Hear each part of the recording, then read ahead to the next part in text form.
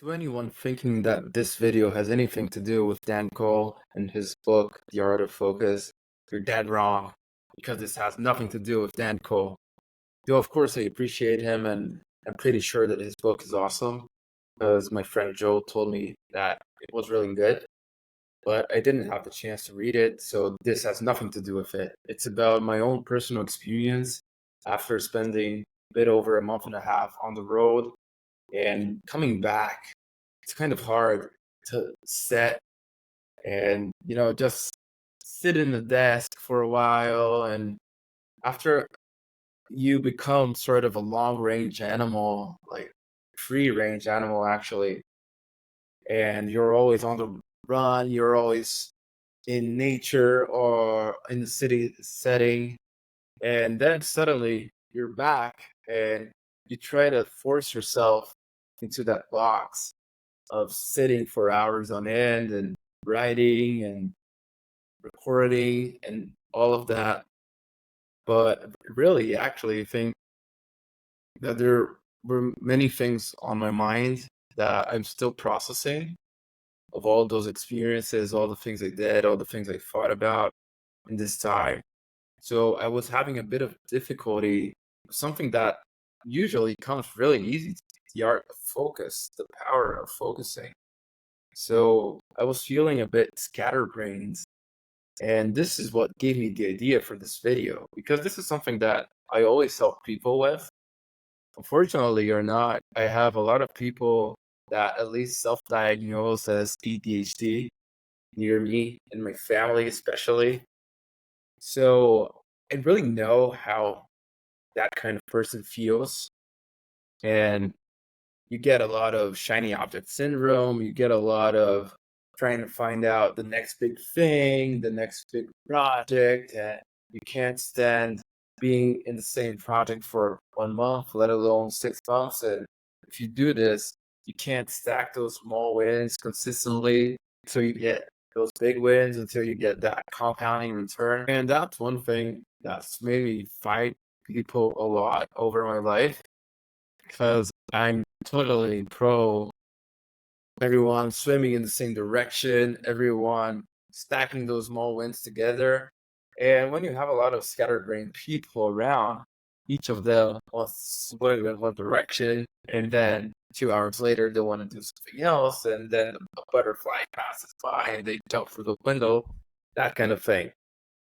So this is what gave me the idea, because now I'm feeling a bit like they do.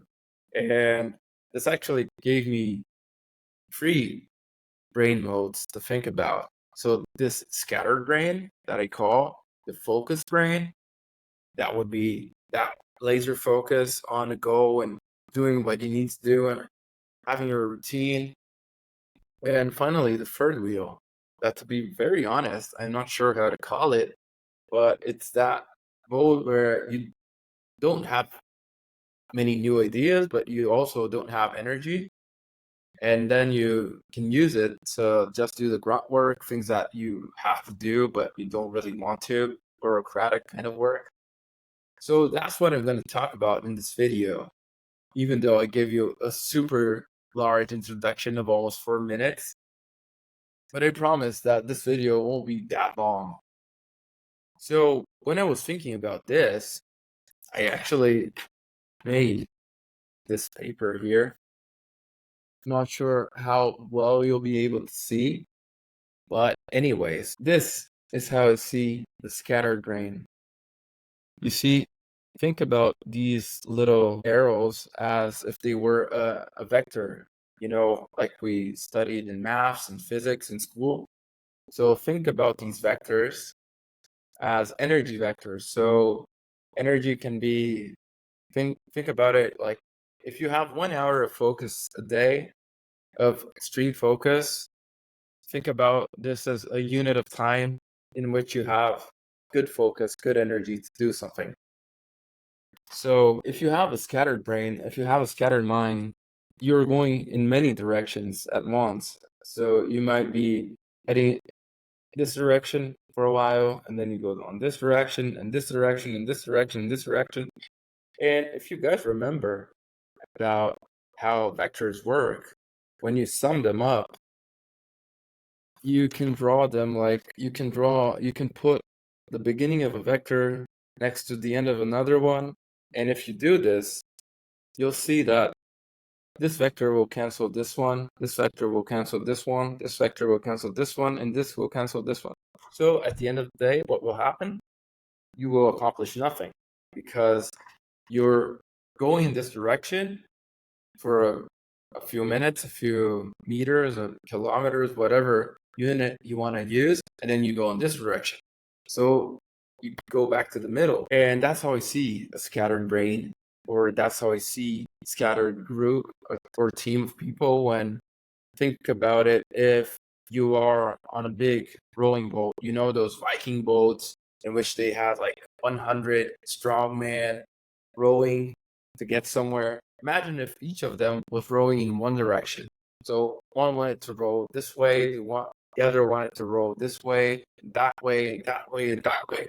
They would cancel themselves out, or at least they wouldn't go as fast as they could go if they were all rowing in the same direction at the same pace.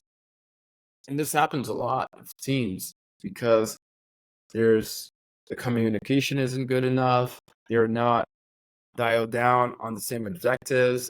And when you have a large team with everyone going in one direction, you will lose every single time when another team that can be a smaller team, they can have less resources, they can have less money, they can have even less, in theory, competent people. But if they are focused, if every one of them is rowing on the same direction, they have a big chance of winning. That's everything about asymmetric wins is about that. It's about stacking those little wins and stacking your resources as best as you can so that you can get that result.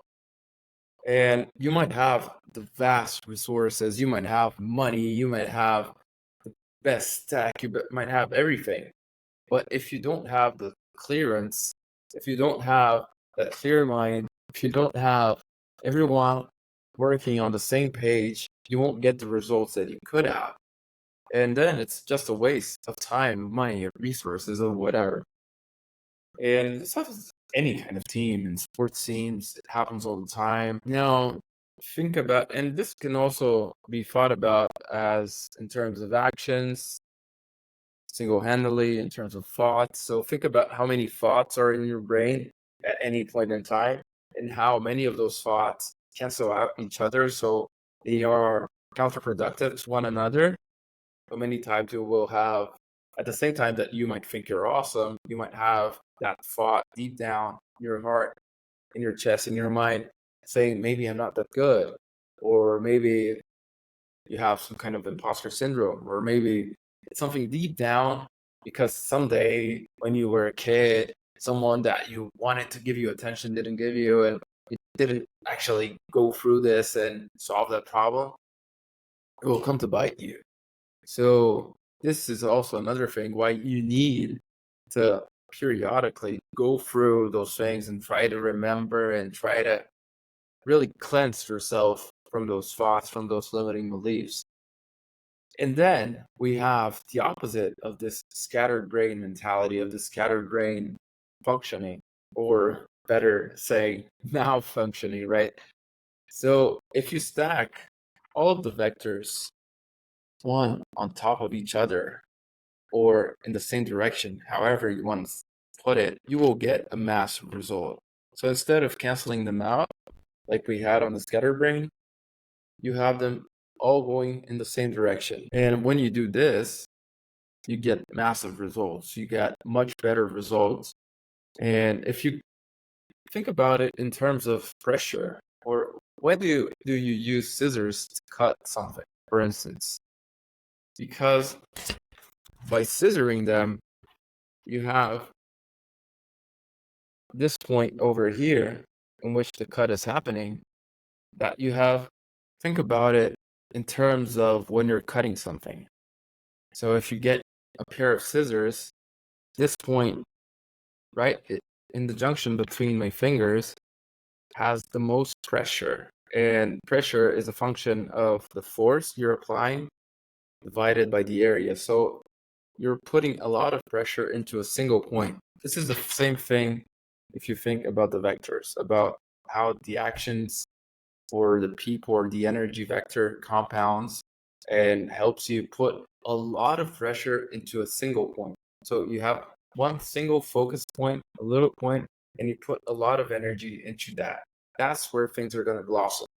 It's like when people say that the grass is always greener on the other side, isn't it? Well, the thing is, the grass is greener wherever you water it. So wherever you put your time, your energy, your thoughts, your love, whatever, that's where the grass will be greener. And this is the same thing. So instead of scattering all over, oh, I'm going to do a little bit of this and a little bit of that, you focus, you nail down, you go back to the basics. And many people will say, oh, yes, but Elon Musk, he has 27 companies, or, Jeff Bezos, he has the largest company in the world and he has Blue Origin, blah, blah, blah, blah, blah. But the thing is, we have this very mistaken belief in society that these large-scale entrepreneurs, they got rich because they diversified. Actually, it's quite the opposite. You get rich by nailing down on one thing and one thing only, nailing down for a certain period of time. And after you get your buyout, after you get your outing from your company, or you get a big investment, you get an IPO or whatever it is, when you are already rich, then people will come to you with a bunch of opportunities and they will say, oh, you know what? For instance, if you get a big influencer, they will say, you know what? Would you like to have this line of cosmetic products or whatever the product is? And you just need to do a couple stories here or there to market this product. And then people will think, wow, this chick is quite the entrepreneur. She made up this whole makeup line or something, when actually she's just a spokesperson for that brand. It was someone that came to her, or actually someone that came to her agent and then said like, oh, would you like to get 30% bottom line if we get to this or this threshold? And this is coming to influencers, but of course also to actual entrepreneurs like an Elon Musk of the world. It's around like when he was becoming rich on his own terms, when he had X.com that merged with that other site and then became PayPal, and then they were sold to eBay, and that's when he got his first actual lump sum money. If it wasn't for that, he wouldn't be able to invest on SpaceX, he wouldn't be able to invest on Tesla.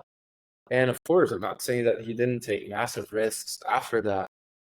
That's not the point. The point is, for regular people that really haven't made tens of millions of dollars yet, and probably never will, to be very frank, there's no point in trying to diversify. You need to focus on one thing. And of course, that doesn't mean you need to focus on that one thing for the rest of your life. You might see that maybe you don't have the results you want, or maybe that wasn't really for you. And that's why, going back, there's also, before you go and decide that you will double down on something, you should experiment for a while to see. And that's actually the real point of this video. Wasn't really to talk about this, about how by focusing the energy, so this is the sun, this is like one of those glass things that I forgot the name in English right now. And then by focusing the energy, you can set things on fire. You know that story of the Greeks or the Romans or whatever it was, that they set the sails of the enemy ships on fire just using the light of the sun and an array of optical devices. So that's the thing. You can focus on things and you can get massive results because you're focusing all your time and energy into one thing or a couple things. But let's go back to the brain functioning element. That's the great idea of this video, really. There are moments in which you have to be scatterbrained, and there are moments in which you have to be focused. And that's why I love traveling, or why I love reading. I love watching movies. I love going to museums, anything that can give you ideas, anything that you can go into that mode in which you are actually actively thinking of something, because that's when the good ideas spark. That's why when you're driving, or when you're in the gym, or when you're taking a shower, or doing something, some menial task, you usually get the best ideas because your brain is always functioning in the background. Your subconscious brain is always functioning, and it will spit out those best ideas for you. You don't need to be thinking constantly about something. Of course, you are in a way, because deep down you are. You have that in mind. You have that in your subconscious, but you need to do other things as well. If you're always trying to focus, you will never give yourself the time or that tranquility so that your subconscious can split out the answers. So that's why between these two, you need to have a sort of equilibrium. So you need to be scattered for a while, and that's where everything that I was talking about comes in, about reading a book, about going to travel, about talking to people, and not actively thinking of your problem. And then when you get the spark, when you get the idea, you go back and focus and work until you have the solution for that idea, until you have it ready. And dude, it just makes sense. If you think about all of those tech companies, why do they have video games? Why do they have foosball tables? Why do they have all of those things to entertain their staff? It's not just because, and of course it is also because they want their staff to stay there as long as possible, and that's why they get food, and so they keep them as long as possible because they don't pay by the hour anyways. But it's also because they know they have a lot of very competent people in the areas of human psychology, neurobiology, everything that has to do with the mind, basically. And they know that the best ideas come in these moments in which those employees are taking a nap, or in which they are thinking about other things, or they aren't thinking at all, because they have those things deep down in their brains. But the real idea, the real innovation won't come when you're down, just typing down for hours on end. It won't come there. It will come when you're not actively thinking of the problem, because that's when your subconscious will spit out the answer. And then this is the thing I was talking about, that creative workers must master both. So both the scattered brain and the focused brain. So when you want to come up with new ideas, when you want to ideate, you need to do some scattered brain work, or lack thereof. And when you want to apply that idea and bring them to life, then you use the focus. And then there's a third wheel that I was thinking about, and I also want to talk a little bit about. And that's the moments in which you don't really have a lot of energy, and you don't really have a lot of new ideas. Because at the end of the day, this is about energy management. Productivity, actual productivity, isn't about how many hours you're sitting doing something. It's about the output, right? So there will be times, and this happened to me this week, and yesterday was Tuesday, and on Monday as well. I wasn't really feeling it. Didn't have that many new ideas. I was writing things down, but I wasn't really in the mood, or I didn't have the energy to actually put something awesome. And I don't want to put things out that aren't awesome for you guys. But I also I didn't want to waste the day. I didn't want to just derp around. So that's when I decided, and okay, I do this all the time, but anyways, that's the main thing. When you're not feeling that good, especially when you work with something creative, when you get paid for your insights, for your ideas, what should you do? So, those little things that you don't usually want to do because they're kind of boring, they're grunt work, they're a bit bureaucratic, things like maybe you should change your backdrop or your profile picture, and you actually could do it in half an hour. Like you could go to Canva or Photoshop or whatever and change a little thing here or there, and in half an hour have it ready. Or you want to update your bio on Instagram, or you want to schedule some new videos or new posts or whatever, things that you already have, but you don't want to do something new because you don't feel it. You don't, the ideas aren't coming, or you don't feel that energized. But there are a lot of little things that you could do, or maybe you could be checking out your finances, sending out invoices, doing some kind of report that you don't really need to think. It's kind of mechanical for you to do. So that's the thing. That's the third one. And how could we call this third wheel? Maybe, well, scattered brain, focused brain. Yeah, let's just call it the grunt brain. So the brain that will do those menial tasks for you, those things that, of course, you can use AI to help you in a lot of things, but there are things that you have to do yourself, or you need someone to do anyways. And yeah, those moments when you're not gonna rest, but you also don't have that much energy, that's when the grunt brain comes in. That's when you do those menial tasks that have to get done. And sometimes, it's quite funny because sometimes when you do a little bit of that, when you do a little bit of social media engagement, for instance, you might end up sparking some new ideas, and then you get back to the creative brain.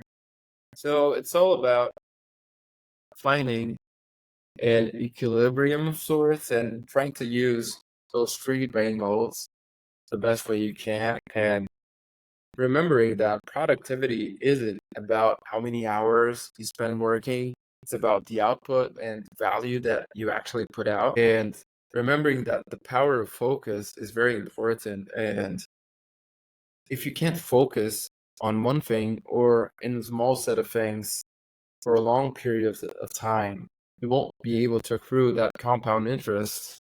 But I'll draw a little graph of compound interest for you guys. Of course, most of you already know about the concept, and you guys probably know about guys like Warren Buffett or whatever. But basically, here is time 0, so right now, and this is this is time, this is the results, right? So you put a little bit in, you put a little bit in, a little bit, a little bit. Over time, at the beginning, there's pretty much no compounding. But over time, because time is the most important aspect of compounding, those things start adding up, and they start growing quicker and quicker and quicker and quicker. That's the real reason why Warren Buffett is so rich, actually, because he was blessed with a very long life. And of course, I'm not saying that he's not super competent, and that his partner that unfortunately passed away a few months ago. Damn, I forgot his name, but you guys know Charlie Munger. He was almost 100 years old. So if you have 90 years to compound something, of course, it will grow much more, even if you're not as competent as they were. But not to say that they weren't and they aren't very competent at what they do. It's just that compounding time is more important even than the interest rate or the growth rate itself.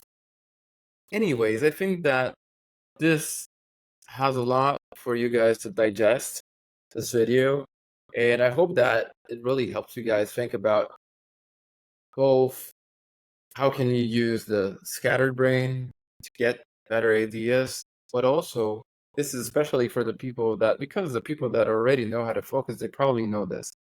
This is more for you guys that use the scatterbrain too much.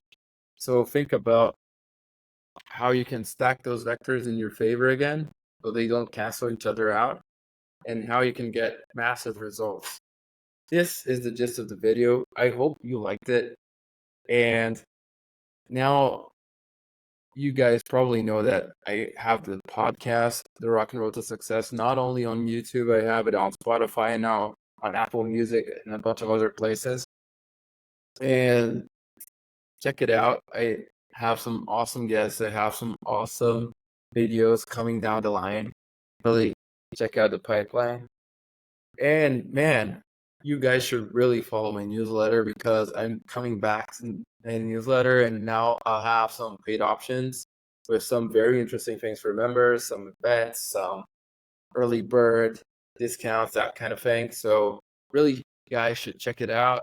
And if there's anyone that could benefit from this, please share with them and comment and everything. If you guys have any doubts, if you guys want anything new from me, please let me know. Thank you very much. Keep rocking, keep rolling. Let's unleash the inner rock star in each and every one of you because we are fucking awesome.